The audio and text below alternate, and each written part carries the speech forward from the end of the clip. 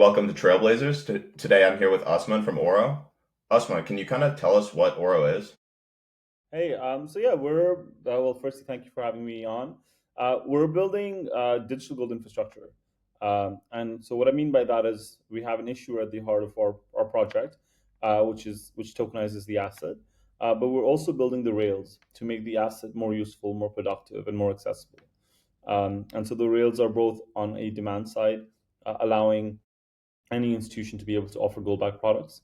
Also on the supply side of existing supply that exists in the world of bullion, to make that more productive, ease of use, collateral, yield bearing, a bunch of other utility around that asset. Okay, very cool. Can you kind of start off talking about like what was the initial insight that kind of led you to think that this is a product that's like needed in the marketplace right now? So I mean, it was my entry into crypto in a way. A few friends of mine were um, building something in space, and I didn't really have much of a clue about. You're as an outsider, you buy a bit of Bitcoin, a bit of Ethereum, but it's more FOMO induced investments versus really understanding. Okay, what's been the what are the drivers of the space? And so I was accidentally entered the space to work on something similar. I come from a family which has been in the gold industry for longer than 5 generations now, so almost 100 plus years, and that's given a very unique insight into how the asset behaves, both at a retail level as well as an institutional level, and that's more on the demand side, but also the inner workings of the industry and what are some of the, I would say, hidden gems which people don't know about, and what are some of the problems that are being faced at the macro level and the micro level. Inside, marrying with what is the, I would say, the unlocking or the harnessing power of crypto, can be quite powerful. And one of the key pieces about, I would say, is that everybody wants to tokenize an asset, right? And now we're in this, I think, what was it? Coin. There's a huge sort of move towards stable coins, and everybody's like, okay, this is stable coin season. But the reality is, then it's going to migrate into tokenization season, and everybody wants to tokenize everything. Tokenization needs to particularly have a specific thesis, right? You can't you can't just tokenize a bad asset and it's going to be amazing on chain. So I think for us it was always, why are we tokenizing something? And for gold specifically, the existing products that are digital in a way, you can talk about ETFs, you can talk about Web2, fintech, digital gold products. They already have some element of digitization. For the end user, it doesn't really matter whether an asset's tokenized or not, right? I think there's a lot of murmurs and a lot of talk about what Robinhood talks about, that actually the infra layer will be completely abstracted. Users are accessing assets, right?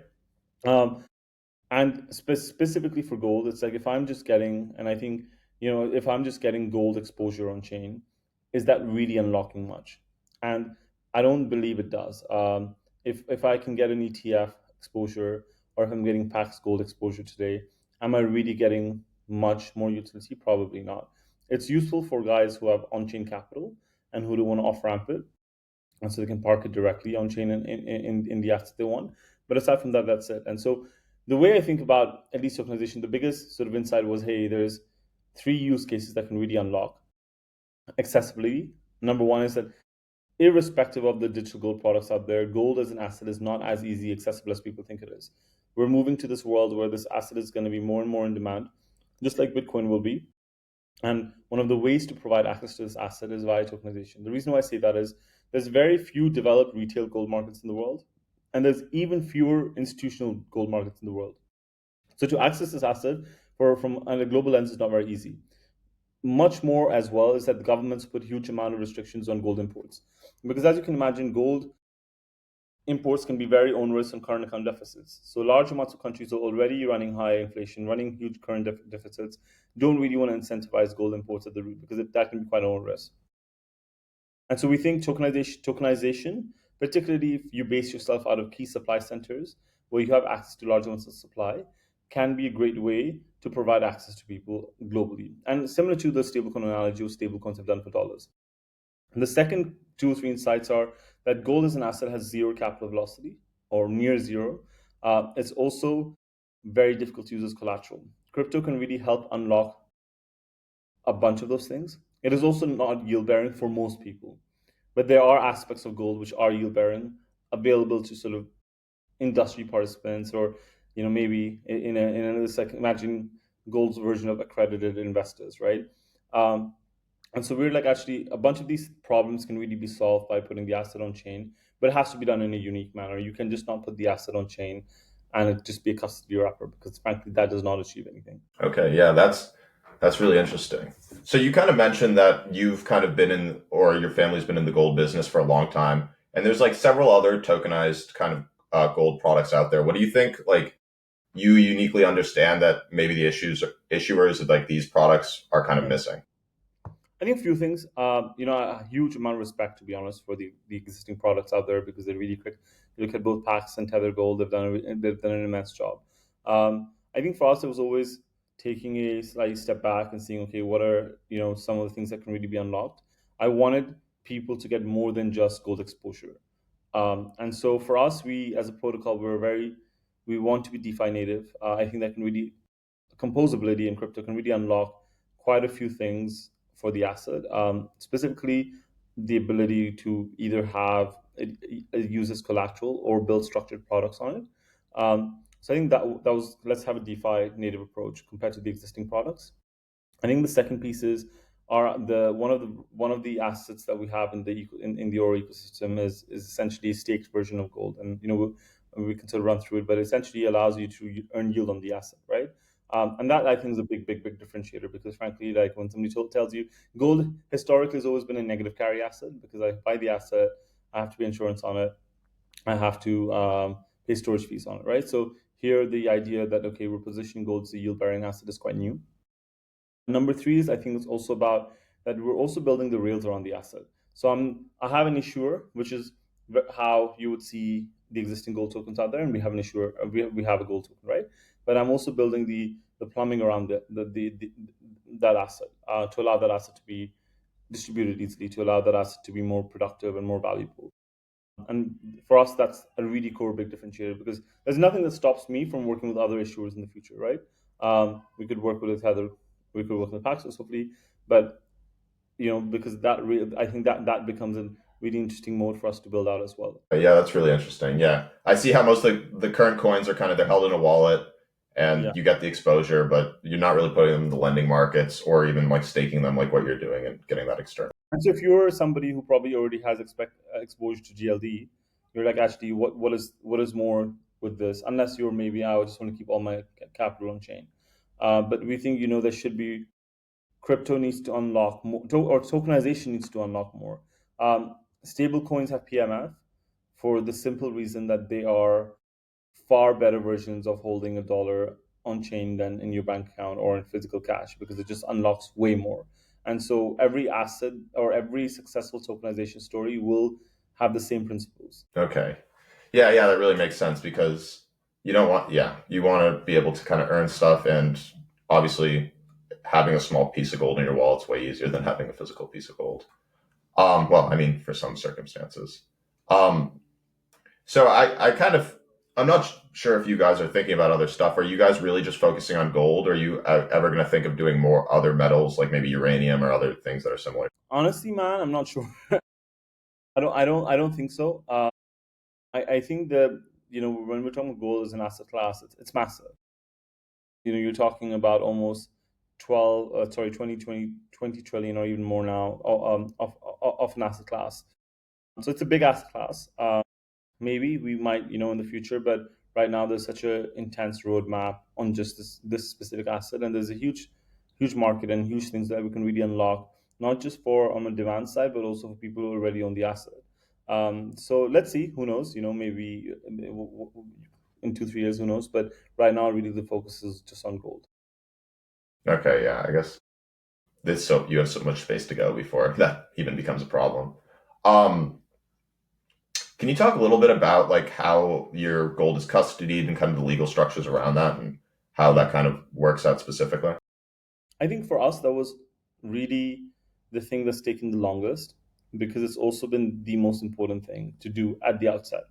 You really have to have the foundational structure set up in a way which leads to trust in people's minds, and which leads to people sort of saying, hey, this is legit, this is credible.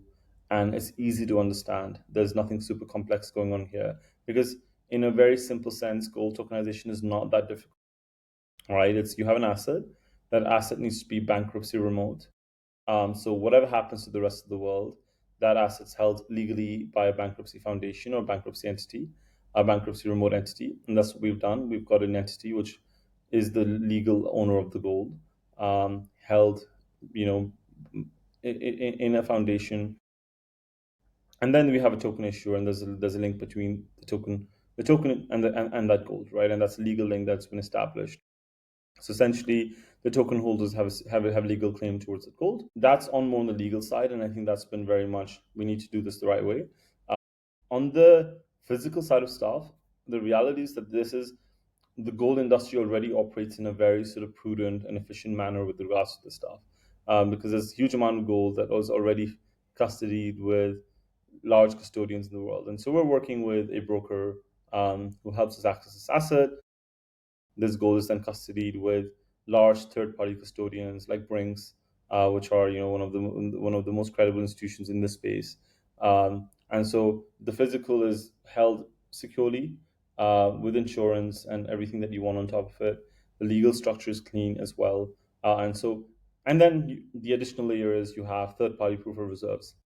So hopefully, by the time maybe this comes out, we'll be out with an announcement of who we have also got on for the third party proof of reserve. So we're closing it this week, but we'll be working with very very very credible financial um, institution to be able to provide that third party proof of reserves on a monthly basis.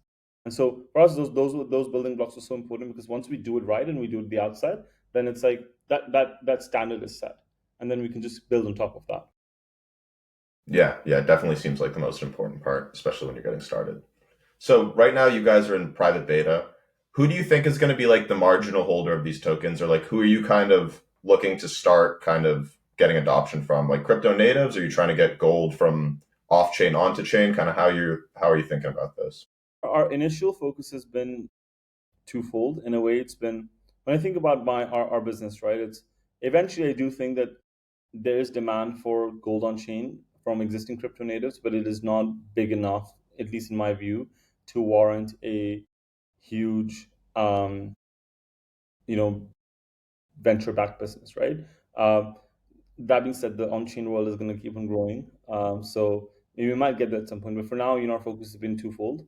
One, which has been let's really build the capital markets piece around the asset because you have to get people exposure to the asset, but with utility. So it's like if I go to you and be like, hey, just buy some gold with us. You're like, cool, okay, maybe we'll buy with you. And maybe because there's no gold product in Solana, that's the easiest way for us to get, for me to get exposure, great. But if I'm like to, hey, there's this asset, plus you can help you with it, plus you can borrow against it, plus you can earn yield on it, that becomes super exciting. So for us, it's been twofold. Really, the onboarding piece is, I think as we go on public beta, is really going live with our primary portal is a way for users to mint and redeem with us directly, but then making sure we have liquidity pools where people want to trade permissionlessly, make sure that we have the right lending market integrations that allow people to sort of do much more with that asset. Our staking is also live, which will allow people to earn yield. And that's just more, I would say, the crypto native things that, we're Solana native. We know there's a lot of demand for this asset and we want to capture that on chain. But really, how we think about the bigger picture is working with, similar to what Bridge has done for stablecoins, we think there's a huge ripe opportunity to do that for gold. And so to enable any fintech neobank in the world to be able to offer gold-backed products to the users. So we'll be launching a B2B product very soon. And that is great because suddenly, we have this we'll have this sort of route to a large number of users who don't care whether they're on chain or off chain, right? They're with trusted institutions that they're already with, and we effectively want to enable them in those places to be able to access gold and access yield on gold. And so for us, that's really a big, big, big piece of our go to market. And then once the capital markets have enough depth and are enough and are operating in the right manner, then it becomes an interesting proposition for us to then go to, hey, high net worth in tier A jurisdiction, you have $500,000 worth of gold. You want to borrow against it. You're already struggling against it, or you're not getting the good rates. Let's tokenize it for you, so you can borrow against it on these markets, right? And so that opens up a huge opportunity because there's like around $10 trillion worth of gold sitting with institutions and custodians and brokers, right? and then we want to open that world up as well. But for now, I think it's just really focusing on capital markets, B2B access, and a bit of crypto native onboarding. Okay, yeah, that's very cool. Yeah, you talking about that, like the first thing I think about is like using like staked gold as collateral for some sort of loan is like something that would be really hard to do without something like And like honestly, we're hopefully that's like one of the biggest use cases. We've had so many conversations with existing guys who are gold investors in these leases, and for us, it's like, can we expand the pie as well? It's, I don't really just want to go after the existing. We want to bring more people on chain. We want to bring more people who are already in these products, unlock more utility through crypto, because that's really the thesis, right? Otherwise, why are we really bringing on chain? Yeah, totally makes sense. So what are some of the biggest lessons you've learned so far, kind of working on your project or kind of things you didn't expect on at the onset? Um, things take longer than they should, or they, it's always legal stuff which you thought, which you get told, hey, this is going to be a 5-10 day thing, takes 2 months. So there's always a bit of there's a lot of delays in that. And as a founder, you're always on the cusp of, you just want to move fast, and you should, but you get slowed down by these external factors which you have no control over. So the biggest learning, and I think probably a learning from that, is that we should have, there's just like in any industry, you have good legal advice, and legal advice is tiered on pricing. And I always think that, okay, maybe if we went for slightly more expensive lawyers, and we had a choice, and we're like, we were a bit budgety about that. And I wish I wasn't, because the time lost meant that the amount we should have spent would have been covered by the amount of time that's been lost. So because time is probably one of the most critical current units of currency for a startup. So I think that's one. I think hiring is very tough, but when it comes together, it's beautiful. So that's like been one of the most, like, it took us a bit time to hire a good team, but now that we have a good team, it's been amazing. Also, like a skill that, part of hiring is also making sure that your company is present everywhere, and you're building that profile about you, and you have that good energy, that good positivity around the company, that people want to work with you as well. Yeah, I've heard hiring is, yeah, one of those things that's like really important to get right early. Um, what are some things that are on the horizon for you guys that you guys are really excited about? Like any news coming up or anything that you guys are kind of I excited think about? hopefully, getting out of private beta, that's going to be super awesome. And just having all these different markets that we're working on, some of these integrations live. So I'm really excited about that, and that's hopefully all happening in the next month. Coming out with our, okay, this is the proof of reserves provider. We have some very interesting things, like the B2B product is also in final stages, so we're going to launch with that as well. A couple of interesting products that we have potentially is, Solana staking combined with gold. So it's like stake Sol, but instead of earning yield and Sol, you sort of earn gold. So it's a lot of interesting products that are on the way. But really, just the next 4 to 6 months, 4 to 6 weeks are going to be all about going out in public. Right, awesome. Yeah, that's really exciting. Switching the topics a little bit to kind of you, can you kind of tell the audience like how you got into crypto in the first place and what really kind of led you to doing what you do today? So I actually was so I've not really been in crypto, right, a long time. It's been a year and a half. It feels like 3 years, but it's only been a year and a half. And so prior to crypto, I was had a sort of career which is mixed with startups as well as uh, TradFi world. So prior to Oro, I was a founder of a health tech startup, which didn't really go as well as planned. And prior to that, I was in investment banking, TradFi for a while, across capital markets, leverage finance, covering some of the largest companies in London and in Europe. Um, when I was closing my last company down, and actually it's weird, because I really it's really it was it was the first big failure of my adult life in a way, right? And I was quite disappointed, and it's you're grappling with failure and what it means and what's next. And we took the call to, I think, close the company down on Tuesday. And one of my really close friends, he dropped me a note. He's like, "Hey, what's up? Let's grab a coffee." And I grabbed a coffee with him, and he's like, "Hey, and we're actually working on this new chain, and you might actually have seen this chain now. It's called Stable. The sort of So this was the early days of stable. This is the lore behind stable. And so it's like we're working on this new chain with this other friend who also knew really well, and it's like, hey, would you want to build something gold related on this chain? And I was like, I have no idea about crypto. And to be honest, after the 45-minute chat when he was explaining about stable coins and this and that, I was like, oh, this has just gone over my mind. I have no clue what he's talking about. But I think at that point in time, this is a friend who I really sort of trusted, and I have a very favorable opinion of in terms of how he thinks and how he approaches life. And I was like, okay, you know what? I don't know much about the space, but I do know a lot about gold in the industry, and let's explore it. And stable as with the existing team did not go ahead at that point in time. So we worked on it for a couple of months, and I was trying to, and the idea was to build Oro on top of stable as a project. It was meant to be more a lending market against gold at that point in time. And that didn't go ahead, and then um, we just ended up sort of spending so much time on the problem set. I was like, hey, this is super exciting. And it just happened that one of the guys who was in the project, actually the friend who introduced me to the project, was setting a forma. So Farhaj from Forma, so he was going to set a forma, and he was like, "Hey, listen, we're doing this in Solana." One of our other friends ran Super Team UAE, so he's like, "Let's just." There was token happening. Solana was having a hacker house in Dubai. It was a Coliseum. Got the name. Which one it was as well. Anyway, it was and so we decided. So I decided to go in really really shitty application of the hackathon, but it just, I think one thing led to another, and then suddenly I was in Solana, and then from there onwards it's just been this crazy journey, and it's been a year and a bit now. That's very cool. And that's kind of awesome that like you're taking like this more traditional experience and kind of bringing it into crypto, which is a story that's kind of more and more common now.